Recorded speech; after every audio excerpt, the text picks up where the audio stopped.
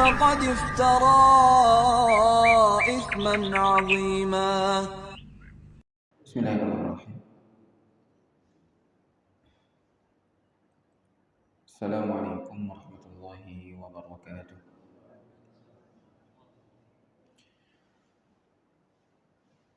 الحمد لله رب العالمين، وبه نستعين على أمور الدنيا والدين، والصلاة والسلام على أشرف الأنبياء والمرسلين نبينا محمد وعلى آله وصحبه أجمعين. أشهد أن لا إله إلا الله وحده لا شريك له، إله الأولين والآخرين، وأشهد أن محمدا عبده ورسوله، خاتم الأنبياء والمرسلين. Amma ba'd. Saudara-saudara seiman yang dimuliakan Allah Subhanahu wa taala. Alhamdulillah, kita panjatkan rasa syukur kita kepada Allah. Dan memang sudah sepantasnya kita bersyukur, memuja dan memuji asmanya di setiap saat. Karena memang nikmat Allah Subhanahu wa taala tidak pernah berhenti. Bahkan kita pun tidak pernah mampu untuk menghitungnya. Maka kita tidak pernah berhenti untuk memuja dan memuji Allah Subhanahu wa taala. Semoga Allah Subhanahu wa taala tambahkan karunia-Nya kepada kita. Berikan kepada kita yang hadir di masjid yang mulia ini kesehatan, kelancaran rezeki, keberkahan dalam keluarga, harta, dan semoga Allah Subhanahu wa taala kumpulkan kita di surganya kelak. Amin ya rabbal alamin. Tak lupa salawat dan salam kita haturkan kepada Nabi kita Nabi Muhammad sallallahu alaihi wasallam. Beliaulah yang telah membimbing kita semua. Atas izin Allah kita berada di atas jalan yang lurus sebagaimana yang kita harapkan. Kita berada di atas hidayah, berada di atas siratal mustaqim, dengan selalu menjalankan perintahnya dan menjauhi larangannya. Dan semoga Allah Subhanahu wa taala karuniai kita istiqamah dan juga karuniai kita husnul khatimah. Amin ya rabbal alamin. Jamaah sekalian yang dimuliakan Allah Subhanahu wa taala, pada kesempatan yang mulia ini kita akan lanjutkan pembacaan atau pengkajian hadis Arba'in Nawawiyah yang ke-13.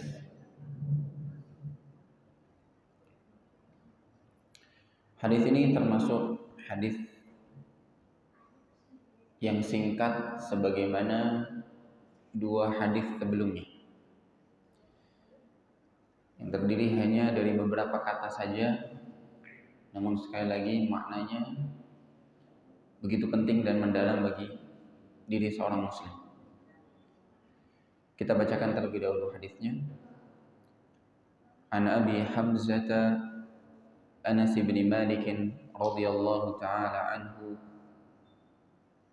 khadimi Rasulillah sallallahu alaihi wasallam, عن النبي صلى الله عليه وسلم قال: لا يؤمن أحدكم حتى يحب لأخيه ما يحب لنفسه. رواه البخاري ومسلم. Dari Abi Hamzah Anas bin Malik radhiyallahu taala, salah seorang sahabat bernama Anas bin Malik, khadimi Rasulillah sallallahu alaihi wasallam, pembantu Rasulullah sallallahu alaihi wasallam. Anin Nabi sallallahu alaihi wasallam, dari Nabi sallallahu alaihi wasallam, beliau bersabda, la yu'minu ahadukum, tidak sempurna iman salah seorang dari kalian, hatta yuhibba li akhi, sampai atau sehingga dia mencintai hal-hal untuk saudaranya sebagaimana dia cintai hal-hal untuk dirinya sendiri. Hadis ini diriwayatkan oleh Imam Al-Bukhari dan juga Imam Muslim rahimahullah. Kita bacakan terlebih dahulu sedikit biografi singkat tentang perawi hadis ini, karena beliau adalah salah seorang sahabat yang mulia. Nama beliau Anas bin Malik Al-Ansari. Anas bin Malik Al-Ansari Al-Khazraji An-Najjari. Beliau punya kunyah, nama yang diawali dengan Abu atau Ummu. Kunyah beliau adalah Abu Hamzah. Dan kunyah ini disebutkan adalah kunyah yang diberikan oleh Nabi SAW untuk dirinya. Bisa jadi di antara anak beliau ada yang bernama Hamzah. Namun di sini disinggung oleh perawi hadis yang meriwayatkan hadis ini dari Imam Al-Bukhari atau Imam Muslim.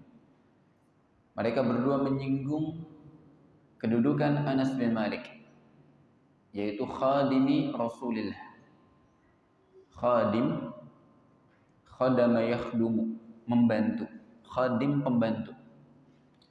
Jadi beliau adalah pembantunya Rasulullah SAW. Dan ternyata julukan ini pun selalu dibangga-banggakan oleh beliau. Jadi beliau beberapa kesempatan mengatakan dirinya sendiri adalah pembantunya Rasulullah, khadim Rasul. Dan sebuah penisbatan atau penyandaran akan menjadi mulia tergantung siapa yang dia nisbatkan. Tergantung siapa yang dia nisbatkan. Contoh, ada kalimat abdun. Dalam bahasa Arab, abdun artinya hamba, budak.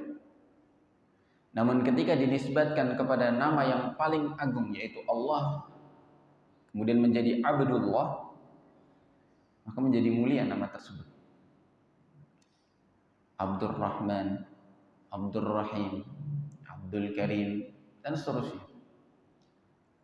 Khadim secara bahasa pembantu.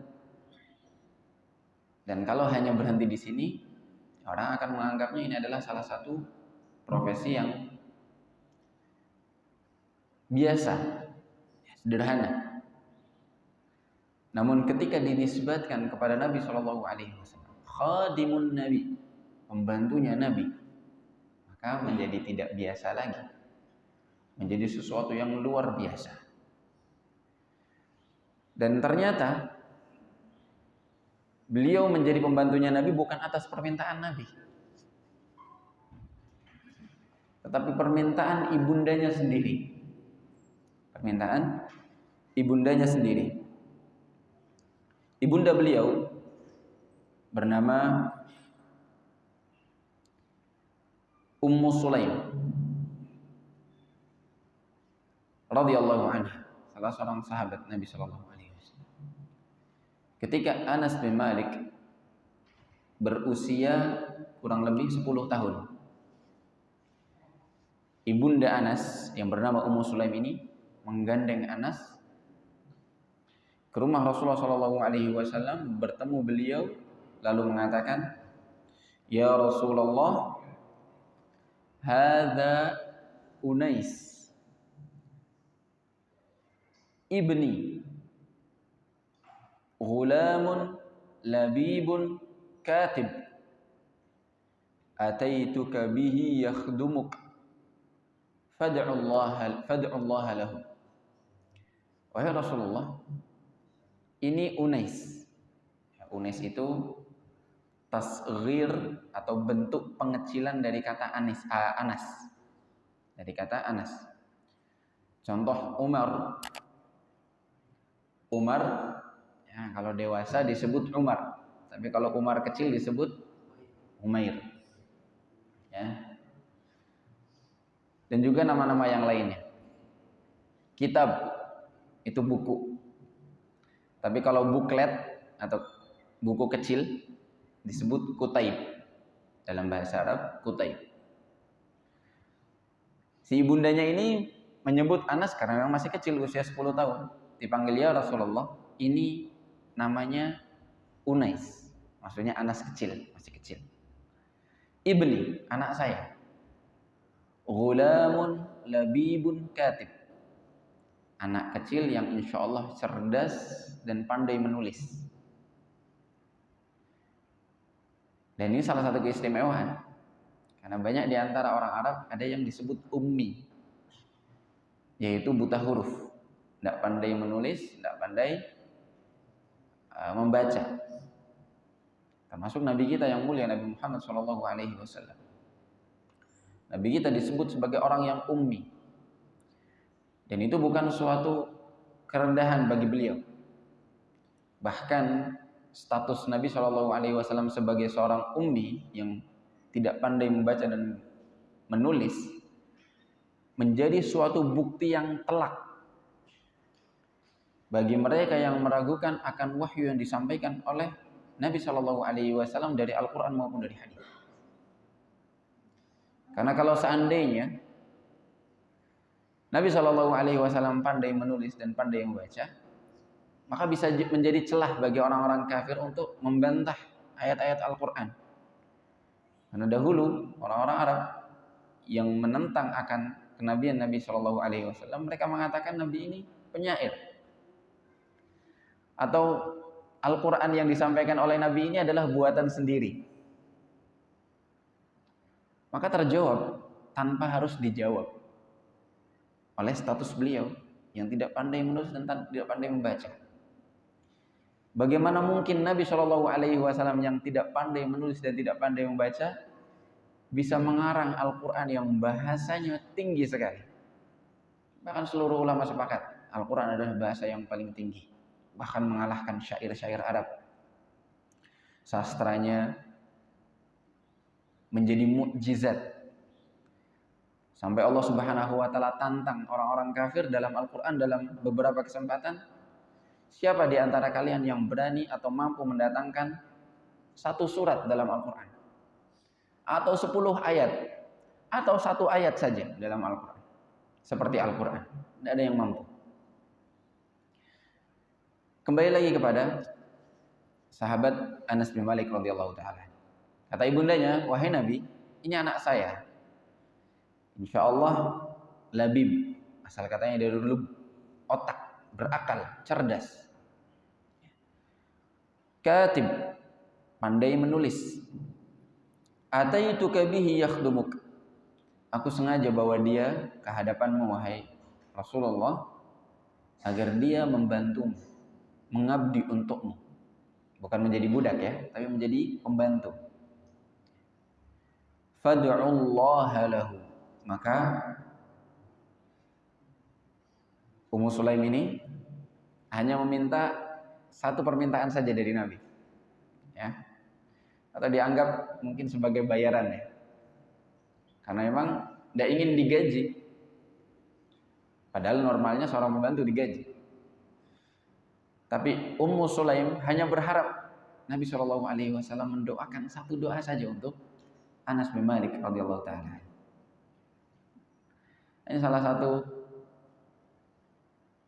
keuntungan yang sangat besar sekali. Karena Nabi SAW langsung menerima dan menyambut Anas ini. Diterima menjadi pembantunya, bahkan memperlakukan dia seperti anaknya. tidak jarang Nabi memanggil Anas, ya bunai, wahai anakku. Padahal bukan anaknya Nabi Shallallahu Alaihi Wasallam. Dan sesuai permintaan Ummu Sulaim, Nabi Shallallahu Alaihi Wasallam doakan Anas bin Malik radhiyallahu taala anhu. Di antara doanya adalah doa keberkahan pada harta dan juga anaknya. Di antara lafadznya, kalau tidak salah, Allahumma akfir lahu min malihi wa waladihi. Atau Allahumma barik. Intinya Nabi Shallallahu Alaihi Wasallam mendoakan Anas, ya Allah, berkahilah hartanya dan anak-anaknya. Perbanyak harta dan anak-anaknya. Bahkan kalau tidak salah di antara lafadznya juga Nabi mendoakan panjang umur untuk Anas bin Malik radhiyallahu anhu. Dan jelas doa Nabi langsung terkabul. Nabi Shallallahu Alaihi Wasallam berdoa dan langsung terkabul. Disebutkan dalam sejarah Anas bin Malik termasuk orang yang paling kaya, pembantu. Sayangnya dia pembantunya Nabi Shallallahu Alaihi Wasallam, maka beda dengan pembantu-pembantu yang lain. Beliau punya kebun yang setiap tahun panen 2 kali. Dan terkenal di antara para sahabatnya. Anak-anaknya lebih dari 120. Sebutkan. Dan disebutkan oleh para ulama 120 ini anak kandung. Bukan anak cucu. Wallahu a'lam, barangkali di antara para ulama ada yang menyebutkan, menafsirkan 120 ini termasuk anak cucunya. Namun yang sejauh yang kami tahu, ini adalah anaknya langsung. Kalau istrinya sudah pasti tidak boleh lebih dari 4. Ya, karena umatnya Nabi, selain Nabi maksimal hanya boleh 4. Namun wallahu alam, barangkali ya mungkin sempat cerai kemudian ya menikah lagi dengan istri lain, punya anak lagi dan seterusnya, wallahu alam. Dan kita patut percaya, disebutkan dalam kitab-kitab sejarah, anak-anak beliau jumlahnya 120. Usia beliau lebih dari 100 tahun. Usia beliau sampai menyentuh 100 tahun. Di antara riwayatnya juga disebutkan bahwasanya beliau tawaf di Ka'bah itu bawa anak cucunya saja sendiri sudah 70 orang saat tawaf. Yang ikut beliau 70. Di Ka'bah udah sesak sendiri sama anak cucunya dia. Waktu dia tawaf pernah diriwayatkan anak cucunya ada yang ikut. Keturunan dia sampai 70 orang kok. Salah satu keberkahan yang sangat mulia sekali. Ya, bagi Anas bin Malik. Di antara keistimewaan beliau, Anas selalu ikut, ya, kemanapun Nabi berangkat, kemanapun Nabi pergi, ya, beliau yang menyediakan tempat wudhu untuk Nabi SAW, mengambil air wudhu dalam bejana untuk Nabi. Dan ini salah satu kemuliaan yang sangat mulia. Disebutkan beliau pernah berperang dengan Nabi SAW kurang lebih 8 peperangan yang dihadiri langsung oleh Nabi SAW. Adapun jumlah perang total yang diikuti oleh Anas banyak. Namun yang dihadiri bersama Nabi ada kurang lebih 8 perang. Ada perang Hunain, perang Taif, Hudaybiyah, dan perang-perang yang lainnya. Ada salah satu pengakuan dari Anas bin Malik radhiyallahu taala anhu tentang keistimewaan Nabi SAW menjadi seorang majikan. Dan barangkali ini bisa dicontohkan ketika kita menjadi seorang majikan. Atau seandainya kita tidak punya pembantu, kita punya karyawan, jadi seorang bos. Ya. Ada satu pengakuan dari Anas bin Malik, beliau berkata dalam hadis yang sahih, diriwayatkan oleh Imam Muslim. Beliau berkata, "Ma masastu biyadi dibajan wala hariran wala syai'an kana alyana min kaffi Rasulillah sallallahu alaihi wasallam." Kata beliau, aku tidak pernah nyentuh dengan tanganku ini kain sutra atau selain sutra yang lebih lembut dari telapaknya Nabi Shallallahu Alaihi Wasallam. Wala syamamtu raihatan qattu atyaba min rihi Rasulillah Sallallahu Alaihi Wasallam. Aku tidak pernah mencium wangi yang lebih harum daripada wanginya Nabi Sallallahu Alaihi Wasallam. walaqad khadamtu Rasulullah sallallahu alaihi wasallam 10 sinin. Masa pengabdian Anas ini kurang lebih 10 tahun. Dan selama 10 tahun, fa wallahi ma qala li uffin qat. Nabi selama 10 tahun tidak pernah ngomong satu kali pun. Ya, itu istilah dalam bahasa Arab kalau seseorang mengeluh atau jengkel. Diibaratkan dalam Al-Quran, kita tidak boleh mengatakan ketika diperintahkan oleh orang tua. Atau kalau di bahasa Indonesia mungkin atau alah dan lain sebagainya. Atau yang semisalnya. Intinya ucapan enggan atau tidak menerima, menolak. Nabi SAW tidak pernah mengucapkan seperti itu kepada Anas bin Malik. Dan lebih istimewanya lagi, wala qala li syai'in fa'altu lima fa'alta kadza. Tidak pernah negur saya. Ketika saya melakukan sesuatu ditanya, kenapa kamu ngelakuin seperti ini? Tidak pernah nanya. Tidak pernah interogasi Anas bin Malik, menanyakan Anas, kenapa kamu ngelakuin ini? Jadi tidak pernah menyalahkan. Begitu juga sebaliknya. Kalau Anas enggak ngelakuin sesuatu, wala li syai'in lam af'alhu ala fa'alta kadza. Ketika Anas enggak ngelakuin sesuatu, enggak pernah juga negur Anas, kenapa kamu enggak ngelakuin ini? Ini salah satu keistimewaan beliau sallallahu alaihi wasallam. Enggak pernah mengeluh, enggak pernah menegur Anas bin Malik. Lembut sekali kepada pembantunya. Dan begitu seharusnya seorang atasan kepada bawahannya. Sayang, lembut, mencoba untuk berbuat baik semampunya.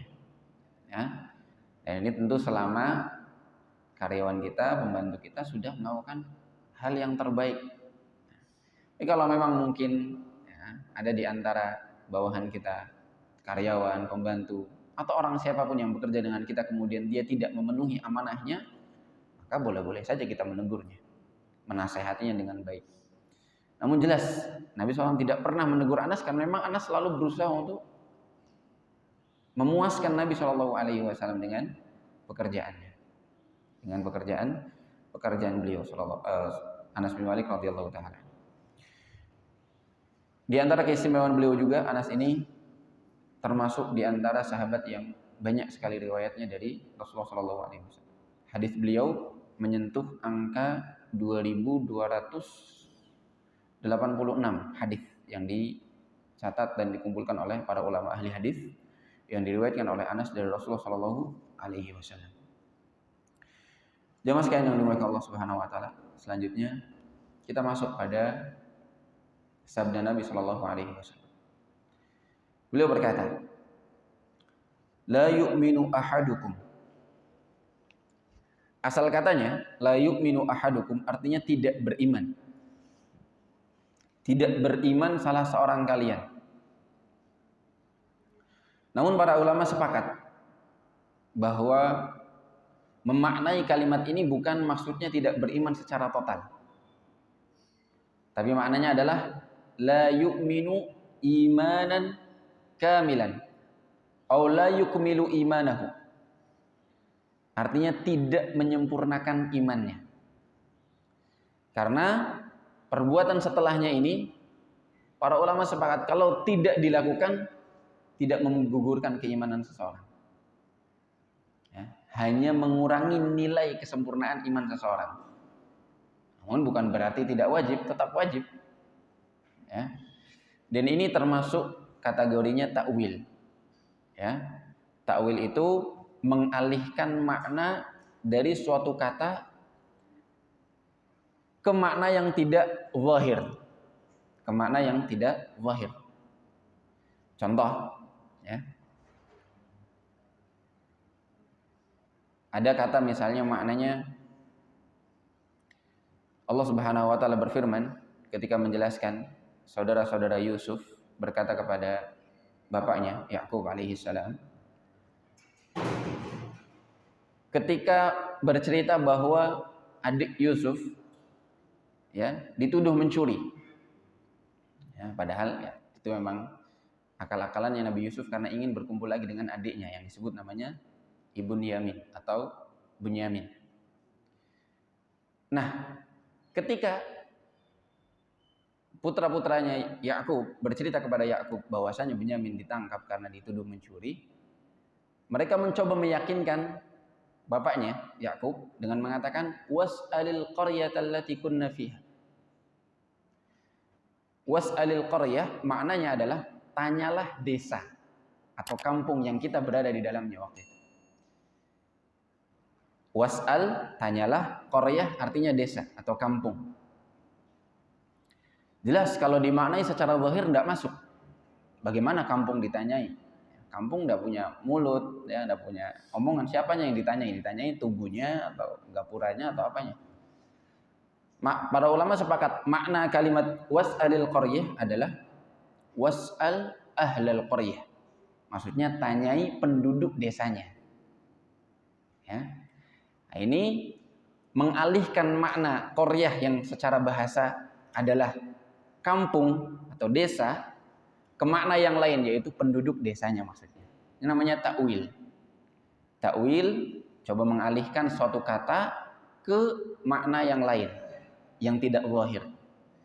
Makna zahir adalah makna asal, makna yang langsung ditangkap oleh akal ketika kita mendengarkan kata tersebut. Ya. Contoh, kalimat misalnya tawaddau min luhumil ibil. Nabi SAW pernah bersabda, berwudulah kalian, tawaddau, berwudulah kalian dari daging unta. Maksudnya setelah makan daging unta. Kalimat wudu, tawaddau, asal katanya dari wada'ah, yang artinya nadhafah, kebersihan. Jadi bisa dua makna. Tawaddau itu maknanya bisa berwudu yang artinya ibadah khusus dalam agama Islam, yaitu membasuh muka, tangan, kepala, dan kaki secara beraturan. Atau makna yang lain, yaitu bebersih biasa, karena maknanya nadhafah.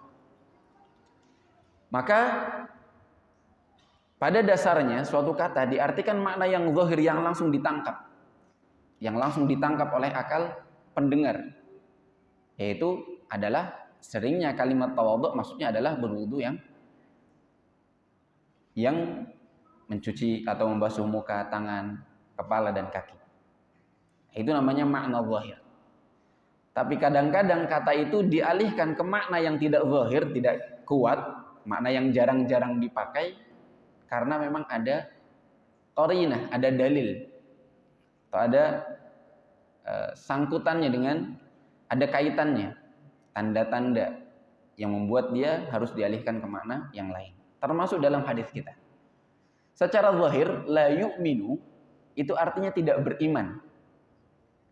Namun para ulama sepakat tidak mungkin orang yang tidak melakukan ini disebut orang yang tidak beriman atau kufur.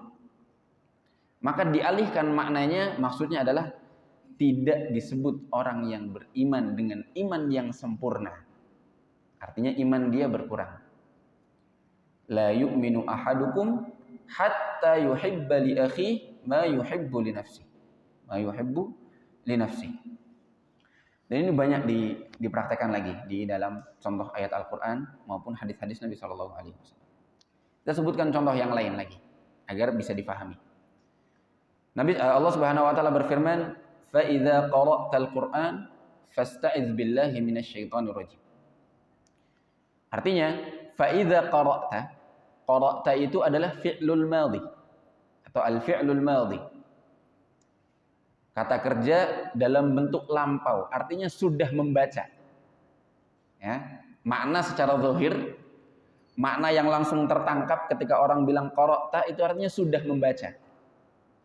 Namun tidak nyambung kalau diartikan sudah membaca. Karena Allah berfirman, apabila kamu sudah membaca Al-Quran, maka bacalah ta'awudz, a'udzubillahi minasyaitonirrajim.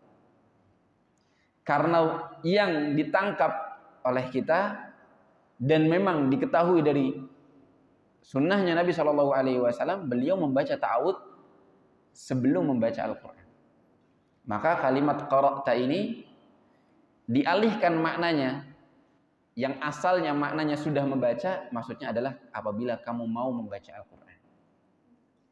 Contoh yang lain, ya ayyuhalladzina amanu idza qumtum ila shalah faghsilu wujuhakum.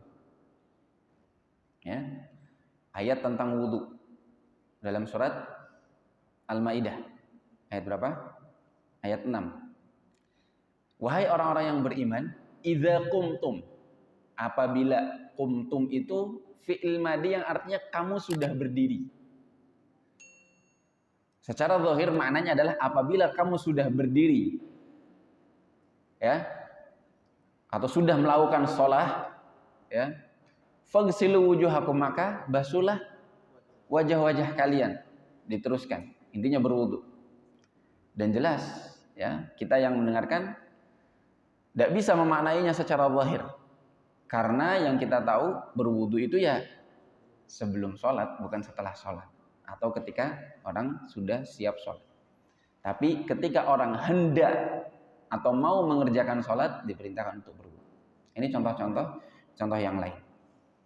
Maka ibu sekalian yang Allah Subhanahu wa taala, kalimat la yu'minu ahadukum artinya adalah tidak beriman secara sempurna. Apa makna iman itu? Iman adalah pengakuan, al-iqrar al-mustalzim lil qabul wal id'an. Pengakuan, ya, yang membawa seseorang untuk patuh. Ketika seseorang percaya, membenarkan, mengakui, kemudian pengakuan ini membuat seseorang patuh terhadap perintah di dalam iman tersebut. Ya. Adapun secara istilah, ya, iman maknanya adalah seseorang beriman, percaya dan mengakui dengan hati, ucapan atau lisan, dan juga dengan perbuatan. Dan ini rukun iman yang wajib hadir di dalam iman seseorang. Wajib hadir dalam iman seseorang. Kenapa perlu disampaikan? Karena banyak orang yang keliru. Di antaranya adalah kelompok Murji'ah yang nanti kita akan jelaskan. Akidah Murji'ah, mereka hanya membatasi iman itu hanya pada hati dan lisan saja. Dan perbuatan seseorang tidak akan berpengaruh pada iman seseorang. Padahal Nabi SAW menjelaskan begitu jelas bahwasanya iman itu ya lengkap, satu paket. Hati mengakui, lisan mengucapkan, anggota badan beramal, mempraktekkan. Apa dalilnya? Nabi SAW pernah bersabda, al-imanu bid'un wa sab'una syu'bah. Iman itu terdiri dari 70 sekian cabang, 70 sekian perangai. Bid'un dalam bahasa Arab itu bilangan antara 3 sampai 10. Ada yang mengatakan 3 sampai 9. Jadi bid'un wa sab'un adalah 70 sekian. Sekiannya itu antara 3 sampai 10. Cabang. Jadi iman memiliki 70 sekian cabang. Au bid'un wa sittuna sya'ban. Ya, syu'batan. Ada riwayat yang menyebutkan 60 sekian cabang. Lalu Nabi menjelaskan fa'alaha qaulu la ilaha illallah. Yang paling tinggi cabang keimanan ini adalah ucapan la ilaha illallah. Artinya iman jelas, hati dan juga lisan berucap. Wa adnaha imatatul adza 'anit thariq. Dan yang paling ringan, paling rendah tingkatan keimanan adalah ketika seseorang menyingkirkan atau membersihkan gangguan dari jalan. Duri, bebatuan, sampah, dan lain sebagainya. Ini salah satu cabang keimanan yang menunjukkan aksi atau praktek dari anggota badan. Artinya iman harus ada prakteknya juga. Wal haya syu'batun minal iman. Lalu Nabi tutup dengan ucapan beliau, malu adalah sebagian dari iman. Dan malu ini adalah amalan hati. Artinya satu paket lengkap. Apa kelirunya orang-orang Murji'ah? Orang-orang Murji'ah ini adalah Di antara istilah yang dipakai oleh para ulama, mereka itu mengatakan bahwasanya iman itu cukup hati dan lisan, sehingga perbuatan tidak akan mengganggu iman, tidak akan mengurangi atau tidak akan membatalkan keimanan. Dan ini keliru. Sampai-sampai mereka mengatakan kalau seandainya orang sudah bersyahadat, sudah beriman, kalau dia berbuat dosa apapun tidak akan pengaruh. Tidak akan berpengaruh, termasuk dosa-dosa besar. Jadi anggapan mereka orang yang beriman kemudian melakukan dosa besar, imannya tidak akan turun. Akan selalu di atas. Tidak akan dapat siksa dari Allah Subhanahu wa taala. Dan ini keliru. Kelompok yang berseberangan dengan mereka adalah kelompok Khawarij. Yang mereka berlebih-lebihan karena mengatakan perbuatan dosa itu bisa menggugurkan keimanan seluruhnya. Termasuk dosa besar. Jadi kalau orang melakukan dosa besar, misalnya mencuri sudah dianggap kafir. Kekal di dalam api neraka. Dan dua-duanya keliru. Akidah Ahlus Sunnah wal Jamaah tengah-tengah di antara orang-orang yang berlebih-lebihan atau terlalu mengurang-urangi, terlalu melalaikan. Akidah Ahlus Sunnah mengatakan bahwasanya iman itu ya hati, lisan, dan perbuatan yang bisa bertambah dan bisa nurun. Bertambah ketika seseorang taat kepada Allah Subhanahu wa taala melakukan suatu ibadah, berkurang ketika seseorang berbuat dosa, taat kepada syaitan. Sehingga seseorang yang beriman sudah dengan lisan dan juga hatinya, dia perlu untuk beramal, untuk meningkatkan iman dia. Lalu ketika dia berbuat dosa, selama dosa itu bukan dosa syirik dan dosa kufur, maka dia tetap dianggap iman, tetapi imannya menurun. Sehingga atas dosa dia, Allah berkehendak untuk membalasnya, menghukumnya, dan hukumannya ya terserah Allah Subhanahu wa taala. Bahkan bisa saja Allah mengampuninya. Namun secara asal orang yang berbuat dosa akan dihukum oleh Allah Subhanahu wa taala, tetapi selama dosa tersebut tidak dosa syirik atau dosa kufur, imannya akan tetap dan dia insya Allah akan dijamin masuk surga atas keimanan dia. Walaupun tidak tahu kapannya. Ya, tergantung bagaimana hisabnya. Jadi perlu diketahui bahwasanya iman itu adalah paket yang lengkap. Dan dari kaidah inilah ya para ulama sepakat bahwasanya paman Nabi Shallallahu alaihi wasallam itu bukan orang yang beriman. Abu Thalib, paman beliau, itu bukan orang yang beriman. Meskipun disebutkan dalam riwayat ada di antara ucapan Abu Thalib yang mengatakan bahwasanya dia mengakui kenabian Nabi Shallallahu alaihi wasallam.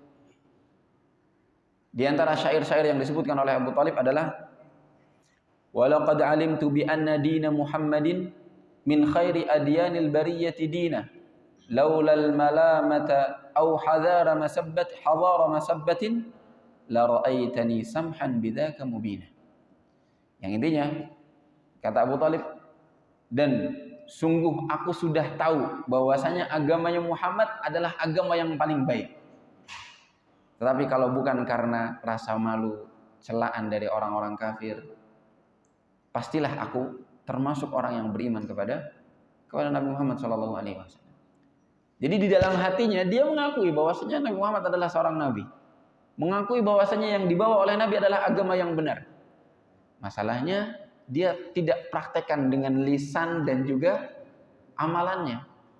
Lisannya tidak mau mengucap syahadat la ilaha illallah, perbuatannya juga tidak mau meninggalkan perbuatan syirik, tidak mau beribadah hanya kepada Allah Subhanahu wa taala.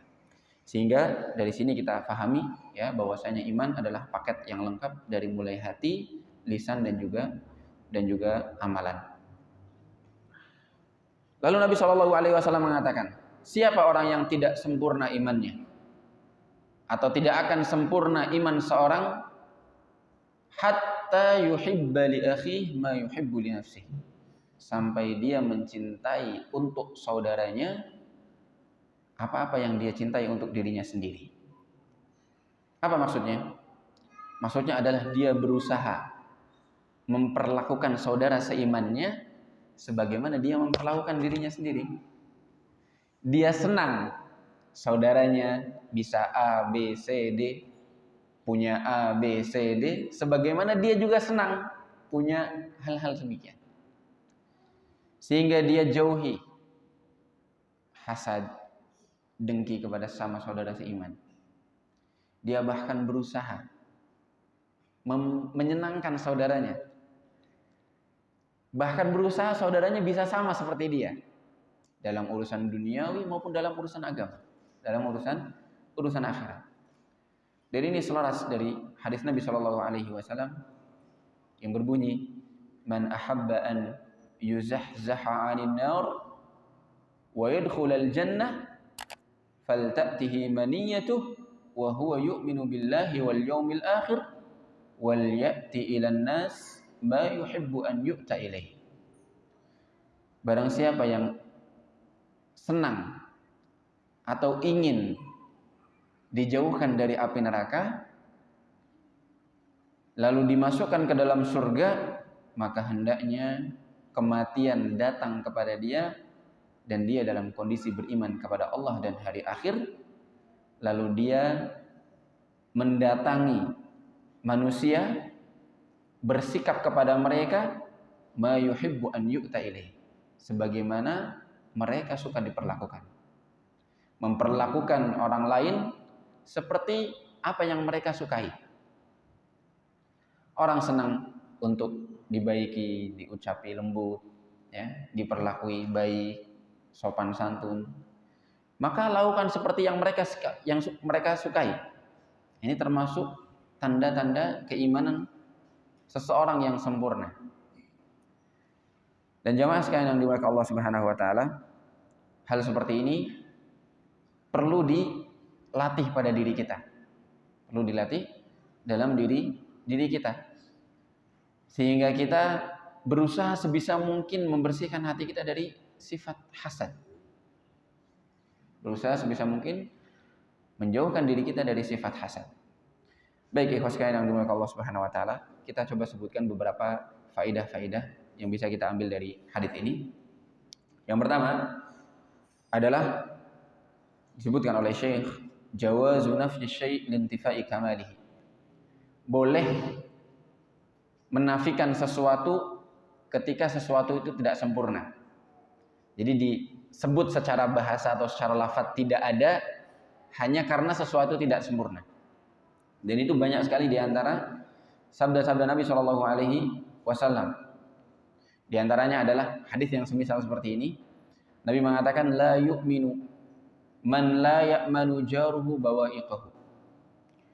Tidak dianggap beriman. Sekali lagi maknanya adalah tidak sempurna iman seseorang. Siapa? Siapa yang tetangganya tidak merasa aman dari gangguannya. Yang tidak selamat dari gangguan lisan, perbuatan, adabnya, maupun yang lainnya. Sehingga seseorang yang ingin imannya sempurna, disebut oleh Nabi SAW, dia harus menjaga perasaan, kehormatan tetangganya. Tidak mengganggunya dengan suara atau perbuatan atau yang lainnya. Kalau mau menyalakan speaker tidak terlalu keras, ya. Meskipun itu adalah suara ngaji, ya. Barangkali mereka sedang beristirahat dan lain sebagainya, atau mereka sedang beribadah, maka kita tidak berusaha sebisa mungkin untuk mengganggu mereka. Ini disebutkan oleh Nabi SAW. Kalimat la yu'min sama seperti kalimat hadis kita yang kita baca ini. Tidak sempurna iman seseorang. Di antara contoh yang lain adalah Nabi SAW mengatakan, la salata bihadratit ta'am. Tidak ada salat ketika makanan sudah disajikan. Apa maknanya? Maknanya maksudnya adalah bukan salatnya tidak sah. Ketika makanan sudah disajikan kemudian kita memaksakan untuk tetap salat. Tetapi tidak sempurna salat seseorang. Tidak sempurna salat seseorang. Apa maksudnya? Maksudnya adalah ketika sudah masuk waktu salat, ya, sudah masuk waktu salat, kemudian makanan sudah dihidangkan di depan kita, di meja makan kita atau di hadapan kita, maka kata para ulama seseorang harus makan dulu.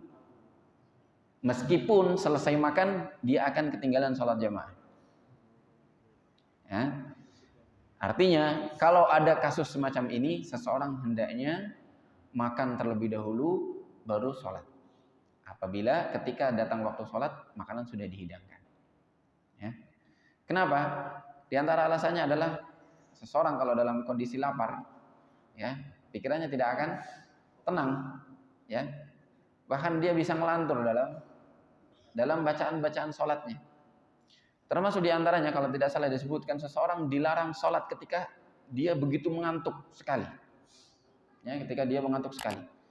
Karena dikhawatirkan dia salah baca doa, ya, bukannya memuji Allah malah bisa mengkufurkan Allah Subhanahu wa taala. Dan yang semisalnya. Sehingga seorang tahu betul bahwasanya khusyuk, ya, salah satu inti dari sholat.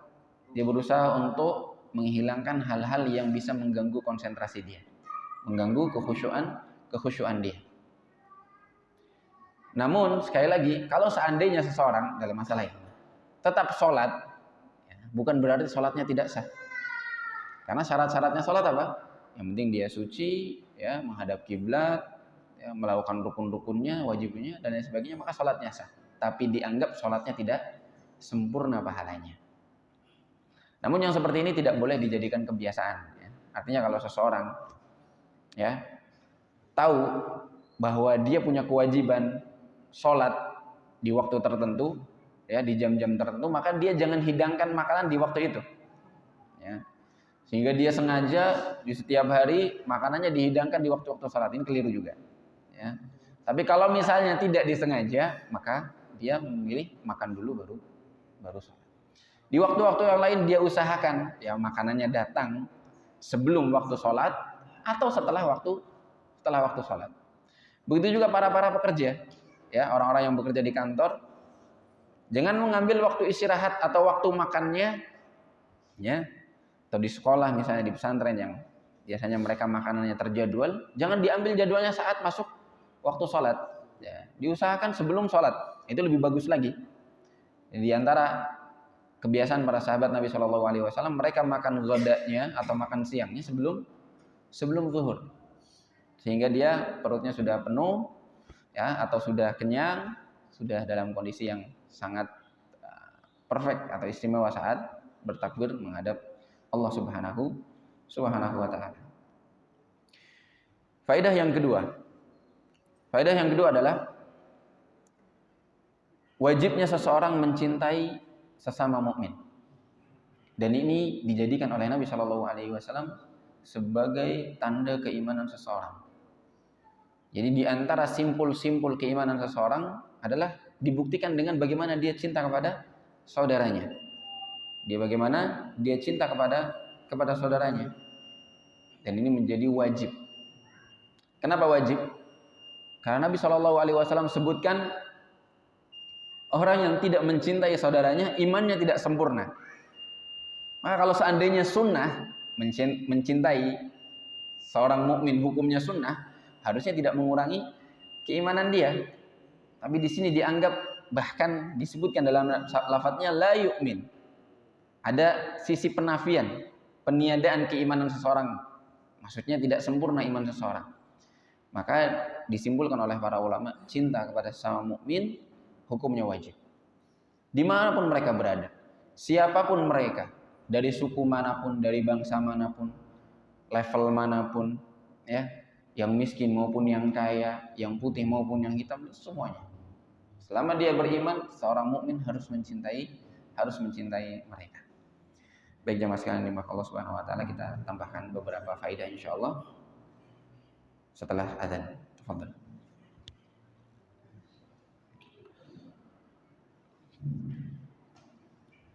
Baik jamaah sekalian yang dimaka Allah Subhanahu wa taala, terkait tentang mencintai seorang mukmin, seseorang harus melatih dirinya juga mencintai kebaikan-kebaikan pada diri saudaranya sebagaimana kebaikan itu datang pada dirinya.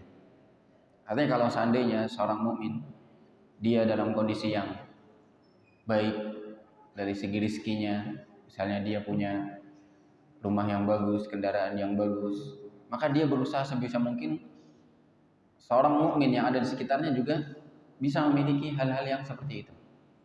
Ya, nah ini bentuk kecintaan seorang mukmin kepada saudaranya.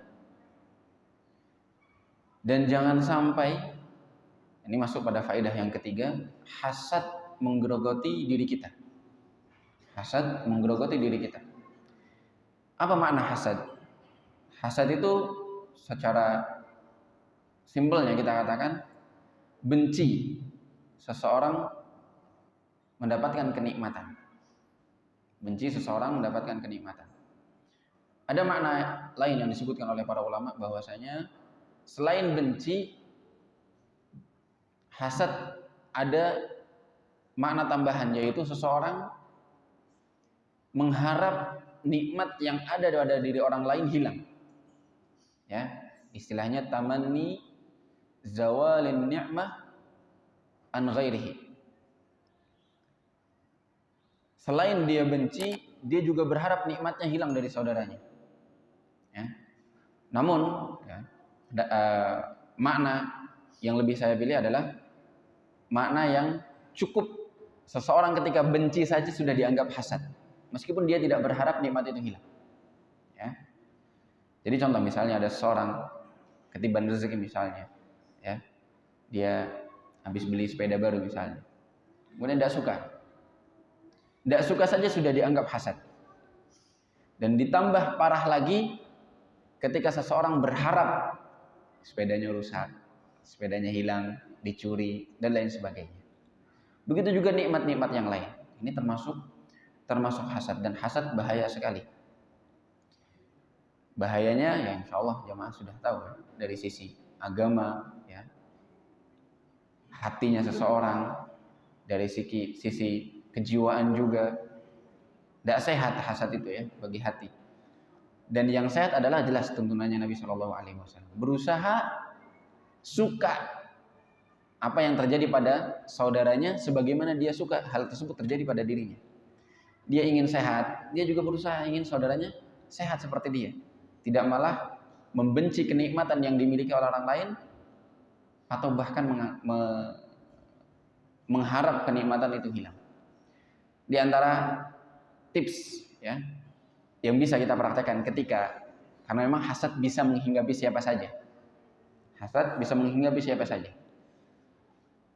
Di antara tipsnya adalah ketika kita melihat ada kenikmatan yang dimiliki oleh saudara kita, maka kita doakan keberkahan.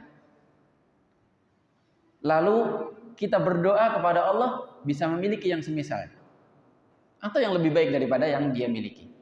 Yang terpenting tidak malah mendoakan keburukan atau bahkan mengharap nikmat itu hilang dari saudara kita. Teman kita punya kendaraan baru, bagus, ya. Untuk menghilangkan, dan itu harus kita dorong, kita paksa hati kita, karena disebutkan dalam Al-Quran, innan nafsa la'ammaratun bisu, selalu ya mengajak pada keburukan. Ya, termasuk hasad. Maka kita harus paksa diri kita untuk melawannya. Dengan cara apa?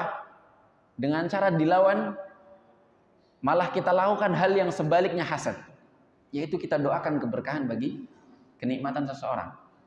Dan ini salah satu sunnah juga agar kita terhindar dari penyakit ain.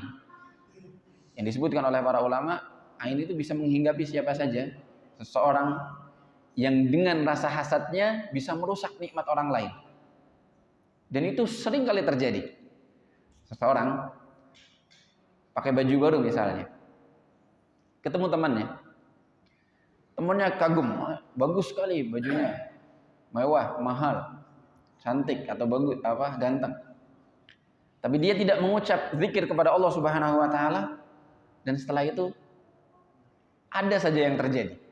Bajunya sobek lah, nyangkut lah. Bukan salahnya sih yang punya baju, bukan. Tapi karena kita tidak mendoakan keberkahan pada baju tersebut. Maka di antara sunnahnya, ketika seseorang melihat sesuatu yang menakjubkan atau yang membuat dia kagum, didoakan keberkahan. Barakallahu fiik, Allahumma barik, Masya Allah. Intinya mengucap zikir kepada Allah Subhanahu Wa Taala. Dan kalau kita ingin punya seperti dia, tinggal berdoa, ya Allah, berikan aku yang semisalnya atau yang lebih baik daripada dia. Dan itu diperbolehkan.